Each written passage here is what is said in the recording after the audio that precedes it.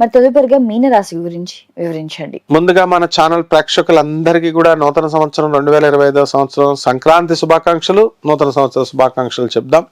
మీన రాశి వారు శృంగార పురుషులు, జాలీ బాయ్స్, అండ్ వీళ్ళంతా కూడా చేప అనమాట. కొరమైన చేప పట్టుకుంటే ఎలా జారిపోతుందో అలా జారిపోతుంది.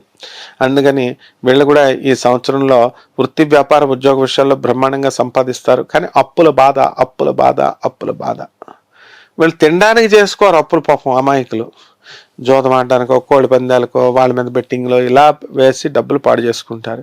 ఇది గతంలో చేశారు. మళ్ళీ 2025 సంవత్సరం జనవరి నెలలో సంక్రాంతి వస్తుంది.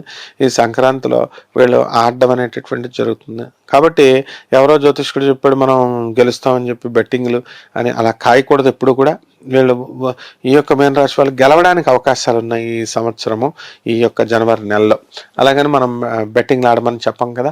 ఇక వృత్తి వ్యాపార ఉద్యోగ విషయాల్లో అద్భుతమైన డబ్బు, పెళ్లిళ్ళు కానటువంటి వాళ్ళకి పెళ్లిళ్ళు, లవర్ దొరకనటువంటి వాళ్ళకి అందరూ లవర్లు దొరకడం, ఈ విధంగా ఈ యొక్క దాంపత్యం జీవితంలో కూడా భార్యాభర్తల మధ్య అన్యోన్యత లేనటువంటి వాళ్ళంతా కూడా అన్యోన్యత తెచ్చుకోవడం, సంతానోత్పత్తి కోసం ప్లాన్లు వేసుకోవడం, ఈ రకంగా అనేకమైనటువంటి కార్యక్రమాల్లో బిజీగా ఈ యొక్క మీనరాశి వారు ఉంటారు.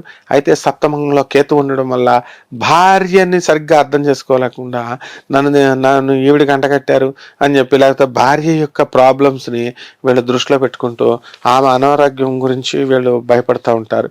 అంటే భార్యకి ఏమవుతుంది, జ్వరం వస్తుందా లేకపోతే ఇల్లు హెల్త్ అవుతుందా అని కాదు.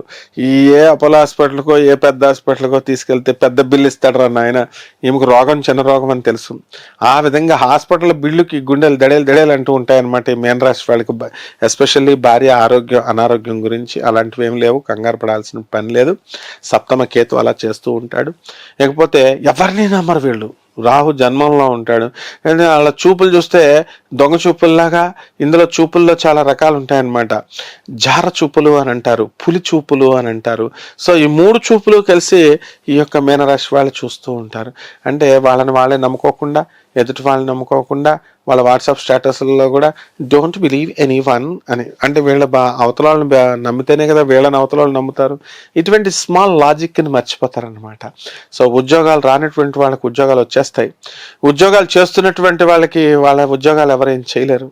ఫారెన్ వెళ్ళిపోవాలని ప్రయత్నాలు చేస్తున్నటువంటి వాళ్ళు ఫెయిల్ అవుతూ వస్తున్నారు, కానీ ఈ సంవత్సరం పాస్ అవుతారు వీళ్ళు. సో విద్యార్థులు మాత్రం కొంచెం ఎగ్జామ్స్లో ఇంకా ఎక్కువ కష్టపడి చదవాలా.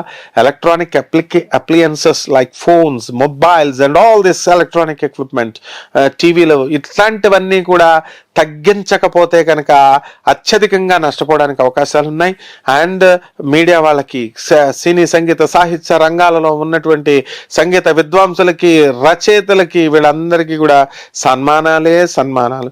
ముఖ్యంగా ఈ మీనరాశి వాళ్ళందరికీ కూడా గెస్టుల రూపంలో వచ్చేటటువంటి జ్యోతిష్కులు అవనియండి, పండితులు అవనియండి, ఈ అవార్డులు కొట్టేస్తారనమాట. మళ్ళీ మామూలు అవార్డులు అనుకుంటున్నాయేమో. కవి సార్వభౌముడు, కవి సామ్రాట్, super star, so and so, ఈ విధంగా అంత గౌరవంగా వీళ్ళందరూ కూడా ఛానల్స్ వాళ్ళు వీళ్ళని, సినిమా వాళ్ళు వీళ్ళని గౌరవించడము, ఇలాంటివన్నీ కూడా జరుగుతాయి. అంటే మొత్తం ఓవరాల్గా చూసుకుంటే ఈ యొక్క రాశి అంతా కూడా పండితులకి, సినిమాలకి, కళాకారులకి, సినిమా వాళ్ళకి అండ్ వాట్ నాట్ మొత్తం అందరికి 27వ తారీఖు జనవరి నెల తర్వాత ఇవన్నీ జరుగుతాయి అనమాట. రైట్.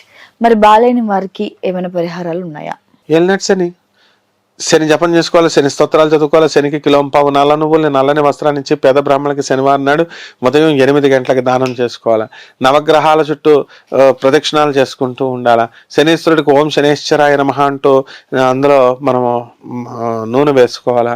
అండ్ దశమహావిద్యల్లో ఒకటైనటువంటి మహాకాళి అమ్మవారి యొక్క జపాన్ని చేసుకోవడం కానీ, ఆ మహాకాళి అమ్మవారి యొక్క ఈ యొక్క హోమాన్ని కానీ వాళ్ళ ఇళ్లలో జరిపించుకోవడం ద్వారా బ్రహ్మాండంగా జరుగుతుందమ్మా. Right. Thank you, Gurugaru. Thank you so much for your valuable time. Thank you, Amma.